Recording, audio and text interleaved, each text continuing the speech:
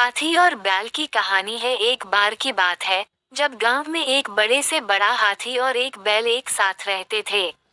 हाथी बहुत बड़ा था। उसका वजन काफी अधिक था और उसके संपूर्ण शरीर में बड़ी भारी हड्डियां थीं। वह गांव के लोगों के लिए काम करने में मदद करता था, विशेषकर किसानों के लिए।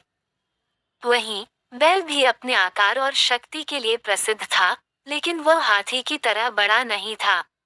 बैल भी किसानों के लिए काम करता और खेतों में जोता लगाने में मदद करता था। एक दिन गांव में एक बड़े से बड़ा पेड़ गिरा। पेड़ का डांटन इतना भारी था कि कोई भी एकल हाथी या बैल उसे नहीं हटा सकता था। इससे गांव की सभी राहें बंद हो गईं और लोगों को परेशानी हो रही थी। हाथी और बैल ने इस समस्या का समाधान निकालने के लिए मिलकर सोचा। हाथी ने कहा, हमें इस पेड़ को हटाने के लिए मिलकर कोशिश करनी चाहिए। बैल ने इस पर सहमति दी और वह बड़े धीरे से हाथी की राह में जाकर थम गया। हाथी ने बैल की मदद करते हुए पेड़ के बारे में विचार किया और उन्होंने एक समझदार योजना बनाई।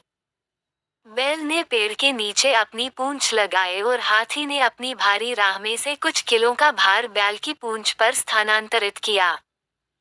इससे पेड़ का भार हाथी और बैल दोनों ने साझा कर दिया और उन्होंने मिलकर पेड़ को हटाने में सफलता प्राप्त की। इस समस्या को हल करने के बाद हाथी और बैल ने समझा कि जब हम एकजुट होकर मिलकर काम करते हैं, तो हम समस्याओं का समाधान निकाल सकते हैं। उन्होंने एक दूसरे के साथ टीम वर्क का महत्व समझा और उनकी मिलकर की ताकत का मजाक उड़ाने वाले लोगों के लिए एक महत्वपूर्ण संदेश बनाया। इसके बाद हाथी और बैल ने अपनी मिलनसार दोस्ती और कार्य में एक साथ काम करने की प्रेरणा दी। उनकी मिलनसार दोस्ती ने गांव में आत्मविश्वास और सामूहिकता को बढ़ावा दिया। हाथी और बैल ने समय समय पर एक दूसरे की मदद करते और साथ में काम करते, जिससे उनके बीच एक गहन विश्वास और साथीपन की भावना बढ़ी। गांव के लोगों ने भी इसे देखा और इसे एक प्रेरणा स्रोत माना। हाथी और बैल ने समझा कि वे एक दूसरे की कमजोरियों को पूरा कर सकते हैं और साथ मिलकर आगे बढ़ सकते हैं। इसके परिणामस्वरूप वे अपनी दोस्ती को मजबूती और समृद्धि का स्रोत मानते रहे। एक दिन गांव में एक और समस्या आई। गांव के बड़े बाजार में अचानक एक बड़ी भीड़ भाड़ आ गई और सभी को देखने के लिए कुछ अच्छा सामान चाहिए था। लेकिन बाजार में कोई भी अच्छा सामान नहीं था और लोगों को इसका समाधान नहीं मिल रहा था। हाथी और बैल ने इस समस्या का समाधान निकालने के लिए मिलकर सोचा।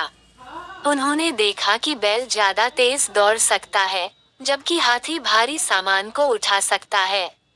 इसलिए उन्होंने मिलकर योजना बनाई कि बैल सामान को बाजार तक ले जाएगा और हाथी उसकी मदद करेगा। ये योजना कार्यशील रही और सफलता प्राप्त हुई। बैल ने सामान को तेजी से बाजार तक पहुंचाया और हाथी ने उसकी मदद करते हुए सभी को बेहद आकर्षित कर दिया।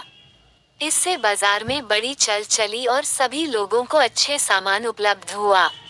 इस समय बीतने के बाद हाथी और बैल ने समझा कि एक समृद्ध समाज के लिए सामूहिक योजना और साथीपन की आवश्यकता होती है।